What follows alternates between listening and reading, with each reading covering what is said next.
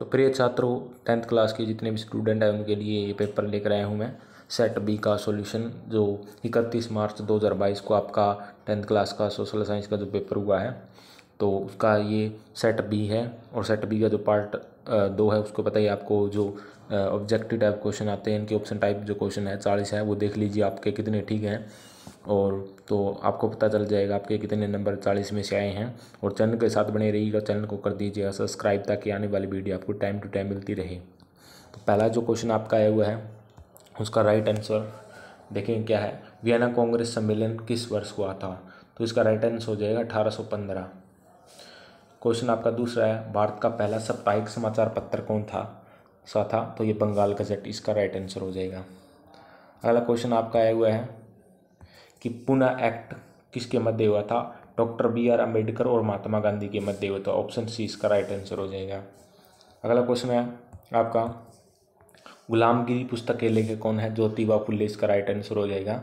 ये आपका खालिस्तान था। निरंकुशवाद से आपका क्या अभिप्राय है? निरंकुशवाद से ऐसा शासन होता है जिसके अंदर शासक क्या है, वो लोग जनता की तरफ बिल्कुल भी ध्यान नहीं देता, अपनी क्या है मस्ती में मस्त रहता है, जनता कुछ भी रहे, निरंकुश है, यानी कि निकम्मा शासक होता है।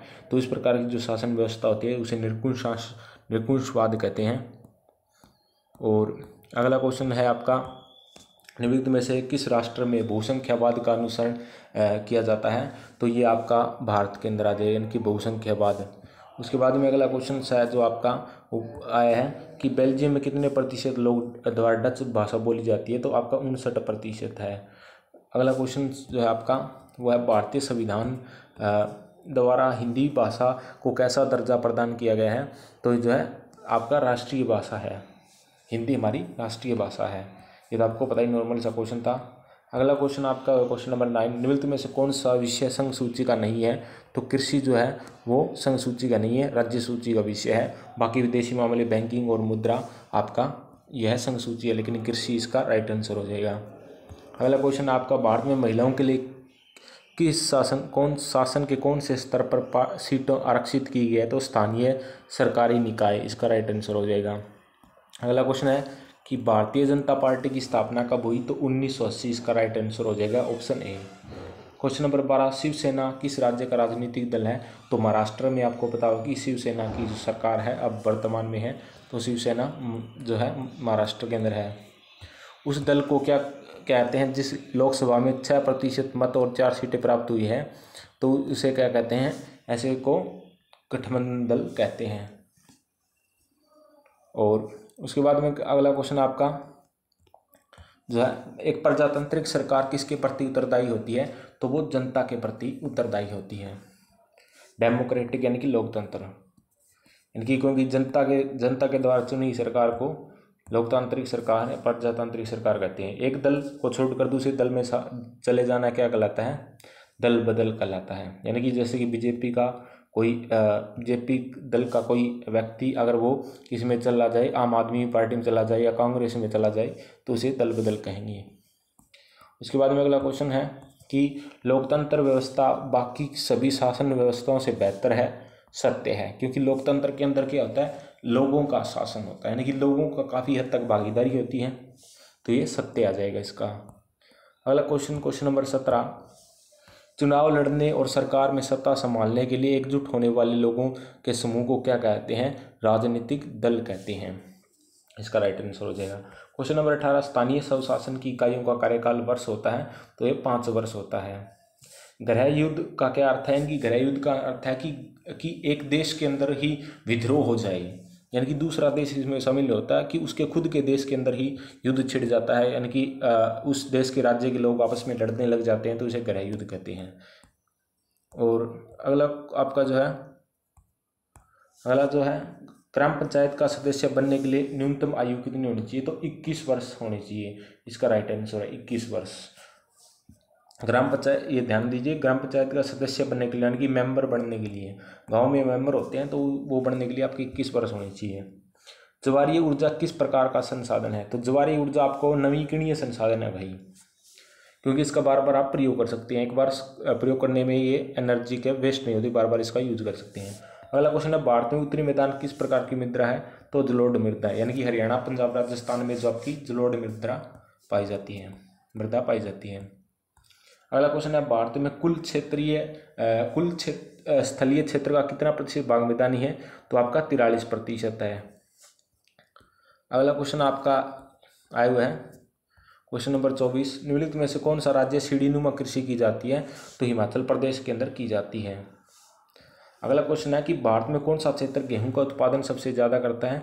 तो गंगा सतलुज का जो मैदान है, क्योंकि उत्तर प्रदेश में सबसे ज़्यादा गेहूं होता है, तो गंगा सतलुज के मैदान के अंदर ही उत्तर प्रदेश राज्य आता है। अगला क्वेश्चन है, वस्त्र उद्योग की पहली फैक्ट्री कहाँ स्थापित की गई? तो मुंबई के अंदर की गई भाई।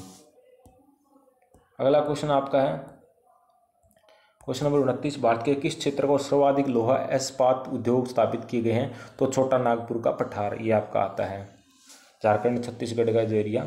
वस्त्र उद्योग का उदाहरण है कृषि आधारित उद्योग है, यानी कि जो कपास मिलती है उससे ही हम क्या वस्त्र बनाए जाते हैं, तो कृषि आधारित उद्योग है। अगला जो आपका क्वेश्चन है सीमा सड़क संगठन का गठन 1960 में हुआ था, इसका राइट आंसर 1960 हो जाएगा। अगला आपका जो क्वेश्चन दिया हुआ है कि भारत का सबसे बड़ा बंदरगाह कौन सा है? तो आपका जो मुंबई है वो सबसे बड़ा बंदरगाह है।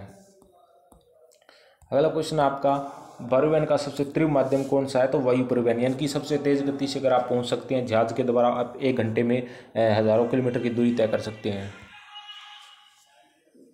अगला जो क्वेश्चन है वो आप देख लीजिएगा।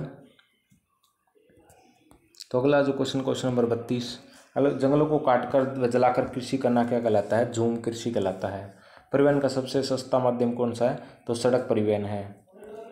उसके बाद में अगला क्वेश्चन है कि हरित क्रांति का क्या अर्थ है? यानी कि हरित क्रांति क्या है कि जो आपकी उन्नत बीज और उन्नत खाद का प्रयोग करके कृषि उत्पादन को बढ़ाना ही हरित क्रांति है। तो हरित क्रांति भारत में आई थी, उत्तरी भारत में इसका ज़्यादा प्रभाव था और चावल की खेती और गेहूं की खेती पर इसका असर ज़्यादा देखने को मिला था। तो हरित क्रांति रोमन बोरलॉग को जाता है भारत, इसका श्रेय स्वामीनाथन जो भारत के अंदर हरित क्रांति का जनक थे, उत्तरी भारत में हुई थी ये। आधारभूत उद्योग को परिभाषित करिए, यानी कि जो उद्योग दूसरे पर आधारित होते हैं, जैसे कि लोहा इस्पात उद्योग है, वो लोहा इस्पात उद्योग है वो किस पर आधारित है? कच्चे लोहा ऐसे पर आधारित है। या फिर आप कहें कि जो जूट उद्योग है या और बहुत सारे उद्योग है वो जो दूसरे पर डिपेंड होते हैं, उन्हें आधारभूत उद्योग कहते हैं। अगला क्वेश्चन नंबर 36 आपका आया हुआ है, खालिस्तान एक कारक है जिससे वैश्वीकरण की प्रक्रिया बढ़ रही है, वो है तकनीक के कारण। अगला क्वेश्चन है कि आपका 2006 के अनुसार विश्व व्यापार संगठन के कितने सदस्य देश थे? तो 149। अगला क्वेश्चन है आपका, प्राकृतिक साधनों के दोहन को करके एक माल का उत्पादन करना गतिविधि है। तो आपके तृतीय क्षेत्र नहीं, ये द्वितीय क्षेत्र है, क्योंकि इंडस्ट्री वो द्वितीय क्षेत्र के अंदर आती है। उसके बाद में प्रति व्यक्ति आय को औसत आय के साथ के नाम से भी जाना जाता है, औसत आय। वस्तु विनिमय प्रणाली से क्या अभिप्राय? यानी कि एक वस्तु देकर के दूसरी वस्तु खरीदना, जैसे कि प्राचीन काल में क्या करते थे लोग, गेहूं बेच करके कपड़े खरीदते थे या फिर जूते खरीदते थे या अन्य सामान खरीदते थे। एक कुम्हार है और एक किसान है। अगर कुम्हार को गेहूं खरीदना है तो उसे घड़े देता था और किसान को घड़े खरीदने हैं तो उसे गेहूं देता था। तो इस प्रकार जो वस्तुओं का विनिमय जो प्राचीन काल में होता था, ये विनिमय प्रणाली है।